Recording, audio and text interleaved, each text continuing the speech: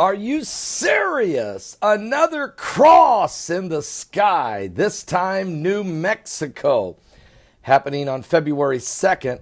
You know, everybody worries about Groundhog's Day, of whether or not the groundhog sees his shadow.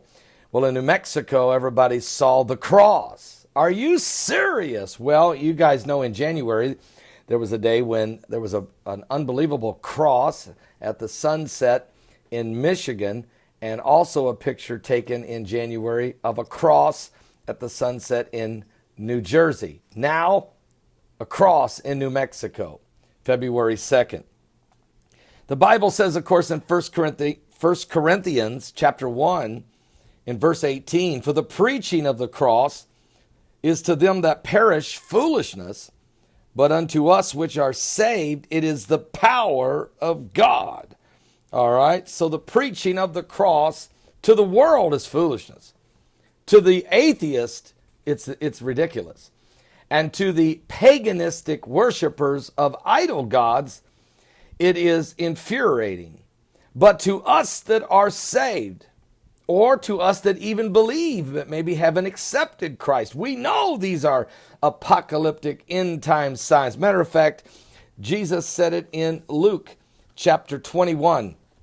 In verse 10, when he said, nation shall rise against nation, and kingdom against kingdom, and great earthquakes shall be in divers places, and famines, and pestilences, and fearful sights, and great signs shall there be from heaven. Then Jesus says in the same chapter, Luke 21, in verse 25, he says, there shall be signs in the sun, and in the moon, and in the stars, and upon the earth distress of nations, with perplexity, the sea and the waves roaring, and men's hearts failing them for fear, and for looking after those things which are coming on the earth. For the powers of heaven shall be shaken, and then shall they see the Son of Man coming in a cloud with power and great glory.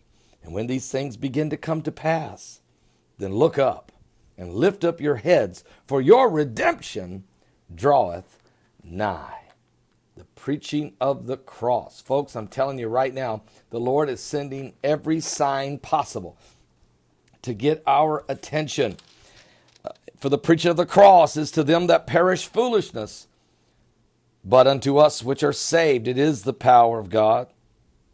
I'm telling you right now, folks, give your life to Jesus Christ.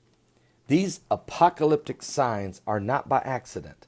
These great signs, these fearful sights, they're not by accident. Last week we saw the hand of God in a cloud formation that was so incredible that it looked like the fiery hand of God. So I'm going to keep preaching the gospel of Christ. And gospel singers are going to keep singing songs about the Lord. And grandmothers are going to keep praying. And you can keep walking away and shutting it all out.